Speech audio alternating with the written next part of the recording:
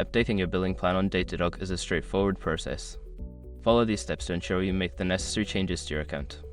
Step 1. Log into your Datadog account. Visit the Datadog website and log in using your credentials. Make sure you have the necessary permissions to access billing settings. Step 2. Navigate to the billing section. Once logged in, go to the account settings. Look for the billing or subscription tab in the menu to access your current billing information. Step 3. Review your current plan. In the billing section, review your current plan details. Take note of the features and pricing to determine what changes you want to make.